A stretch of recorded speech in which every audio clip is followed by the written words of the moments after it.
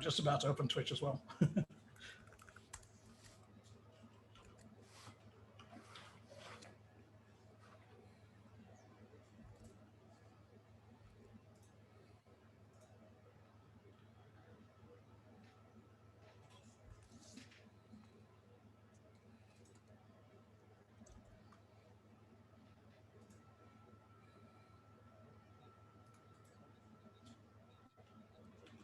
Oh, I think we're live.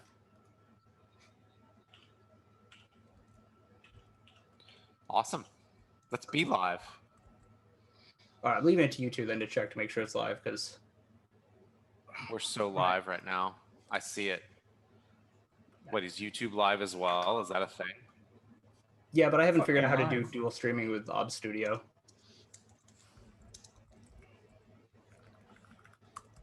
Boom. All right. And I tweeted it. Like, everything's happening. Like fucking...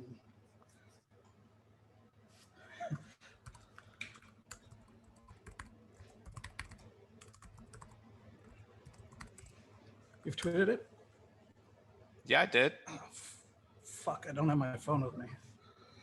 Okay. Whoa. Apparently it's, yeah, we're fully live, right? Live from Australia. Sweet. Boom. Making it happen. Yeah. All right. We're doing this completely different than a bunch of others. Yeah. I mean, there's like 800 things happening and ready to talk about. I mean, I know even Intrusion Truth just posted a little, hey, we're back. Whoever they are. It's Friday. It's Friday, though. Did they have to do it on a Friday? But they said 5 days to go. So what they're saying is next Wednesday, you're going to get a drop. Okay, I can work with that. I can put that on my calendar. I'm perfectly fine with that. If I did my math right. I mean, I think they do great work and it's hilarious. I mean, okay, here's one thing I've noticed is that every country is super active. Like, the environment we're in now is like 10 times more active than the environment even like a couple years ago. Right? Like, so you look at like Intrusion Truth, but like I saw Kihu360 drop a blog on some malware this week. I didn't even read it because I don't click on Chinese links anymore for whatever reason. And then Kaspersky got like a bunch of CIA malware off the back of a truck, which I thought was like super suspicious, but no one else wants to press them on it.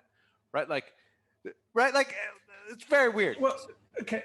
So like there's all this shit going on that I think is particularly suspicious. Like the Kaspersky thing coming out, like the timing makes no sense for an implant from 2014 that they received in 2019 that they released now with a very short write-up.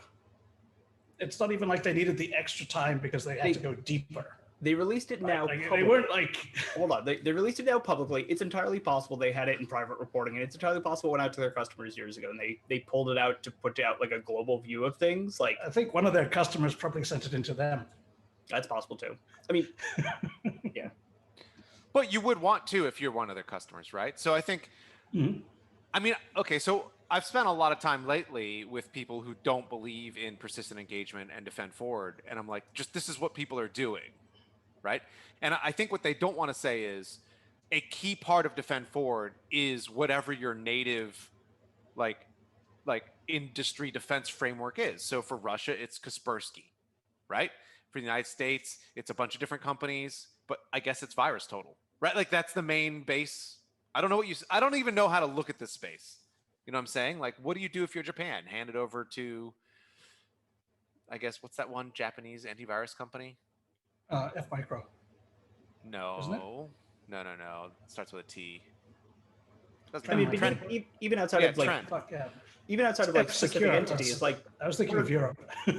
Even outside of specific entities, like part of like defend forward being like you have your base of companies, you have your domestic resources, and you rally those towards specific objectives at times. Like, so relationship management then is like the key pillar of defend forward, and no one wants to talk about it like that. What we want to talk about is the hacking, right? The cool, like, we're going to go break into the SVR and download their stuff, or vice versa, right? Like, that's what makes the news. That's what the Europeans get all upset about. It's like, listen, Dave, if you want a copy of Cobalt Strike, all you have to do is ask. We can get you a copy of Cobalt Strike. All you have to do is put out a fucking Windows 2007 box and fucking wait. They'll have one in an hour. But again, like, also this probably have two if you like. it keeps being a funny thing to me. Also, like, I do find it fun, like, listening to some of the, like, the Defend Forward debates where it's the, you know, we'll dump their tools and we'll get these tools, but like the source code for X Agent, doesn't ESET have a copy of that? Like, they had this great blog post a couple years ago about it where they talked about it. But they've got the source code and nobody else does. Like, and so if we're like, if the idea is that we're gonna go hack all this shit and dump all their tools, but we're gonna put those tools in very special little boxes that no one can ever touch, we will secure the planet. Like, there's a disconnect. It's, you know, a step and the one. tools are not like, so there's no innovation in these tools that's worth talking about. They're different for the sake of being different. Right? Like, so they don't even need to be. So this is the thing, is like, part of the idea of Defend Forward is to introduce friction into the opposition's operations, right? And while that's good and all, we don't have has anyone defined what friction is and shown that it actually works? Like, do we have a model of, like, if we do these things, it will impact their operations in these ways? Like, so we don't have Hostile Spectrum here to provide that, because I would guarantee that he has a series of homework to read. I'm sure he does. I would say we. I mean, anyone that isn't him. Well, I mean, shadow brokers. I mean, I guess one thing I note is that we refuse to look at it as applied to us, right? So I would say shadow brokers introduced friction, like, without a doubt, by the very mechanism of leaking a tool set. And what you notice there is it was not the same tool set as the millions of little pieces of, you know, Cobalt Strike agents or beacons or whatever that everyone else is writing an IOC about, right? That stuff doesn't introduce that much friction. But the entire tool chain and the documentation around it did introduce some friction, right? Because it challenges the higher levels of that stupid pyramid everyone goes on and on about, or the lower levels. I don't know which way the pyramid goes, but you know the pyramid I'm talking about. Well, but here's the thing also with shadow brokers as well, is like there's a delicate balance as well between introducing friction, but also through your friction introducing, accidentally creating a situation where you're proliferating, like, knowledge and techniques. So the thing is like, like, hypothetically, like, if the documentation is part of the shadow brokers leak, because people get upset when I, like, look at it, but if theoretically part of, like, what was leaked also included, like, tutorials and training information, it's like, here, you know, maybe this is how you set up your, like, you know, your listening post, or here's how you set up, like, this, like, that's proliferation, and that's And you know, it's funny to me that, like, we've seen really. Go ahead. Yeah, no one's done a good write-up of the tradecraft that's embedded in all that documentation, because there's quite a lot of cool stuff that's in there. Even, like, not I just think it's embedded, career limiting to write it up, though. It's career limiting, but here's the other thing I've noticed as well, is that, especially with the, like, Vault 7 stuff and the shadow broker stuff, the first people that were on the scene digging through that data were a lot of the red team and the pen testing team folks, and folks that would live on that side of the world, and the exploit devs. Like, all of the exploits had fantastic write-ups. No, not all of them. Okay, a bunch of them had. The exciting ones did. The exciting ones did. The flashy ones. The flash, yeah, absolutely. But like, credit to Jags on it with the, like, with looking through the, like, signature set and the rules that were in it for detecting other malware. Like, that right there is, like, useful information, because, like, those signatures, those rules, like, everybody should have had those as Yara rules and snort rules within a few days. But, like, it ended up being something that it was a get around to thing for so many, which is unfortunate. Because it's career limiting. Yes. And people get really pissed off at it. Like, when you. So one of the things is, if we look at shadow brokers as a, like, introducing friction into US operations, is the shadow broker's operation itself something that can be replicated against SVR? Like, does SVR have a tool chain and a documentation set that would be, if you collected it and leaked it, that would be as damaging, you know, like the reciprocity, proportionality? Okay, so the concept you're looking at here is is there an internal like formalization of structure and methodology that is uniquely like vulnerable to that kind of friction generation activity? Is that what you're trying to say? Yes. I tried to like channel JD a little bit there. You'll notice, but like the reality is like, does a program have to reach a certain level of maturity before you can apply friction in that way? Because if that affects how you deal with countermeasures, that affects how you design your defend forward and how you like build the whole program out, right? Because if they're running with a bunch of proxies that they don't even really control and their methodologies are all over the place, but they have 6 of them instead of 1 of them, then like your defend forward has to fit that framework. Does that make sense? Right. Yeah. So but I think the thing is like, sorry. So the thing is with this, I think for each like friction is not a universal constant. Friction is a outcome that exists based on a bunch of temporal states given timing, environment, and a whole bunch of other things. So the thing is like one of the things that shadow brokers did that was exceptionally good at causing friction, like against like the US essentially, is what you kept coming back to as well, Dave, which is it's career limiting to touch. And there was a number of folks in CTI that were absolutely avoided it like the plague because they recognized this will limit my clearance potential. This will cause a huge amount of problems for me from my previous work or potential future work or current work. And so like shadow brokers caused friction through that. But the thing is if in other countries, they don't operate on that type of model where like, it may not work at all. And there have been many calls to make it less friction generating here in the United States where they're saying, look, stop making it so that people in this career field can't look at leaked material because they need to for their job. And there's not a huge harm for it as long as they understand the boundaries of commenting on it. Right. So like that I've seen that as a proposal a number of times. I don't think it's getting anywhere, to be honest, because the powers that be have no desire to rewrite that rule. But that's definitely like that's part of the environment that generates this level of friction, and that's certainly an aspect of it. And the thing is like most things, I mean, if we wanted to turn this into a RSA panel, we should preface this with know thyself and know thy enemy, because that comes back to something along those lines as well. Like I would shoot myself before I use a Sun Tzu quote in a presentation, but like I don't even know if I'm pronouncing that right. But the reality is that I think we know what we don't know about ourselves is when we get hit, we pretend it didn't exist, and we don't pretend it's part of the strategic picture at all, right? We don't make any judgments about like have the Iranians been successful with deterrence? Maybe they have, but we just refuse to admit it, right? Like, so now our whole model is broken for how the space works, if that makes sense. Well, I mean, it comes back to something that from a piece you shared might have been last week, where the author talked about like if you love something, put a measurement on it, like, and that the more measuring we do, and the more we spend time like trying to quantify and measure these things, we will find and be able to have better discussions about it. How do we measure the amount of friction you're creating with defend forward? How do you measure it? What's the actual number? What is the metric? That goes back to the original question that I had here. It's like, so, like, can it work? How would you know it's working? How do we have a model for it? Do we have a way of saying, all right, like doing this has introduced friction at 5%, which is what we wanted to do, and we've now achieved that. Well, and also because then you can model what your investment is for your payoff, right? There's no return on investment for turning all of Cybercom against SVR if the amount of friction is 5%.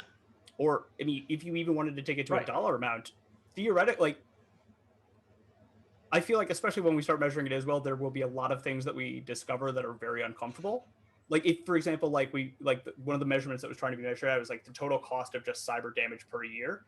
Like, I think it'd be really funny. I think there's going to be some things that come out that people don't expect. So, for example, like if you follow Ronnie I Heart Malware and his years-long quest against like BEC, I would not be surprised if it ends up being something like BEC turns into the most financially impact thing by magnitudes over e-crime or APT. But just I mean, not saying that that's a fact, but it's going to be funny if some of these things we can measure in weird ways. So I think that like measurement is actually in cyber, it's really fucked up, because even with things that should be measurable, such as how much money gets paid to ransomware, it's actually fucking guesswork, right? Like people go like, oh yeah, last year ransomware generated $336 million. And it's like, says who? Well, According I'll to tell what? you Like, exactly people- who says who. Says some random guy, a reporter called up, and some just guy's selling a ransomware solution. right, like someone. I mean, literally, like the way a lot of the news is generated now, it's like automated in a sense. So they send you an email and you fill in a form, and then you're like, "Can I be quoted?" Yes, of course I can. And then it ends up in like a major newspaper. And maybe you're being pretty honest with it, but maybe you're just in it to like say some random stuff, right? Like, so that's those numbers. Like, there's no way to track the veracity of any of the numbers we use to define our strategic reality. That's a problem. Which is also why much of this needs to come back to like you can't like when you present a number and a fact like that, if you're going to use it in an official capacity, it has to also go back to something where you can view how that number was accomplished. The other thing as well is I think we need to move away from having concrete numbers that we're expecting and move into something where we know the cost per year is between X and Y instead of saying it's this. Like there needs to be that marginal range of where we roughly believe that it's falling into, because we're not going to be able to get exact, but we need to be able to quantify it in a way in which it's usable. And having a range is probably a better and more accurate solution than a guesswork maybe number. Let me tell you about another metric that I've just really focused on in the past 3 months for no reason at all, which is a metric for the total number of security incidents we can deal with at one time in the Western world. And so, that's a good one. Right? Like, so like, you know, and I guess I come back to this so often because of the old that we no longer use, the Defense Department thing where they're like, we fight 2.5 fronts or something. Yep. Yeah. So we can fight 2 wars and be ready to like do a small engagement somewhere else within 24 hours. Something like that, right? And I don't think we use that anymore, but we used to. And I feel like the entire industry, and that includes government and every vendor in the space and everybody who's quit and made like all their money and still has some skills, or everybody who's getting trained. SolarWinds burned us out for the year right now. Well, right? that's what I'm saying. It's like right. The number is actually at 0.9. We can do like 9/10 of an event. Right? We can't do 2.5 events. We have like almost one whole event in our total capacity. And I don't know, honestly, and Silas, this is more you than me. I just don't know what is like, if we had 12 SolarWinds style events this year. Well, apparently we do, according to like we've got SolarWinds, we've got CodeCoff, we've got Exchange. That North Korean one we dropped. Hafnium, right? We've got the like, I'm running out of figures, but all of these are like, you know, earth-shattering, internet-destroying, end-of-the-world cyber events, and we don't even have the fucking mental bandwidth to recognize anything except SolarWinds right now. We can't even count the and events. that's just a hangover. you literally can't even make a list of the events in a spreadsheet properly, because there's like 2 a day. Like, who are the Pulse Secure people who just owned up all the Pulse Secure and also some other random enterprise thing, File Vault or something, right? Like, and there's some VPN thing going on right now with like ransomware people doing like massive VPN O-Day attacks, which like is apparently a thing, but like, so I don't know if it's current now or just like it's always been that way. I mean, it has been, but yeah. So, I don't think it's always been this way, but I also think we need to recognize where we're at. So Silas, what is the actual number for events we can handle per year? I think if you're looking at it a per year basis. Per year. I think a year is too long. Like okay, literally, per month. Per week. Okay, no, per month, right. Per day. If we can even, and that's stretching it too. Because the thing is like, I wake up on a daily basis having no idea what my day is going to look like. I could wake up one morning and then that afternoon be 4 states away. I have no idea how my days are going to go in these cases. I literally wake up every single day like that. But how many of you do we have, and how many of you does it take for an event? You know what I'm saying? I have no idea. I'm just a knuckle dragger playing on my computer all day. So But well, this is the other thing: is there's finite resources because we have so we have an event, but events are like they burst big and then they trail off forever because there's all the report writing that has to happen, then all the remediation that has to happen, and all the fucking meetings and making sure that everyone's aware. And it's been like SolarWinds. I guarantee you that SVR hasn't touched it since they gave the medal to the guy who fucking ran the op sometime last year. Right? Like they're not expending huge amounts of effort right now, except going through their take, which they probably automated and done long ago, right? Like, it's not a top priority for them in any way. Listen, I'm gonna make a comment. I know I'm gonna regret, but I'm gonna make it because I feel like it's worth it. I think the thing is since the SolarWinds thing has gone public, I could entirely see it being reasonable that the entire mission has now changed from, all right, we're doing our normal intrusion stuff. We're handing this over to the reviewer team, whose sole job now is to just monitor and measure the response to the attack and learn things from it. Just watch and learn. Because the thing is like you're absolutely right. These events blow up huge, and then like they blow up, mushroom cloud style. But if you strip off everything outside of that initial updraft, there's all the people just who aren't involved that are relaying and sharing theories and information about it, but are not connected with it, and then they move on to the next thing as well. But there's still miles of technical to do, and at the end of the day, there's still IR people that have to go, that are still out there doing stuff to clean it up. And I mean, I don't know what the status of things are with it anymore. But I mean, I'm sure there's people. Yeah. But the point you're making is about it. Yeah. They're learning a lesson from this that we are not, because of our own blindness, learning, which is what our true capacity and capability is. What is the capability limit? Because if they can cause 4 SVRs, or 4 sunburst solar wind, I don't know what you want to call it, 4 particle if they can call Solar's winds. Right, 4 holiday bears in 1 week. We don't have the capacity to hit that second or third one, let alone the fourth one. Well, the first one, to be honest. But I'll take it a step further, which is that once you understand how these models work and you can read the communities on this, you can make significant actions and better decisions on that. If you watch the documentary about QAnon that came out on HBO last week, there was a very edge case thing they touched on, which is this social media platform that a group of political people have created in which they can distinctly drive posts and some things in a very unique way. But that's a capability that came from studying people and understanding the reactions people have to specific things. If you can apply that to cyber as well, you can drastically change things. And the thing is you can get to a point where, you can do something like SolarWinds, but SolarWinds was if your cyber war strategy shifts from, let's take out the electric grid. If it shifts to, let's just take out their infosec, all of it. We're going to do 2 things, and those 2 things will be the end of the ability of the infosec community to process anything. Well, I think that's a good opportunity for the next conversation, which is, what does an attack on a country's information security community that has lasting effects really look like? I saw a post this morning about burnout, right? I'm like, what if I wanted to literally just burn them out? Yep. They're not a centrifuge, but they can still be burnt out. Exactly. And cyber is perfect for attacking humans, which is what I love about it, because it allows you to use a computer on the other side of the world to access a person and mess with their head. And burnout is a perfect example of how you can do that. And here is a perfect way of achieving that. Yeah. So this is where cyber war strategy should be, not at fucking electrical grids. Sorry. But yeah, I'd love to talk about that.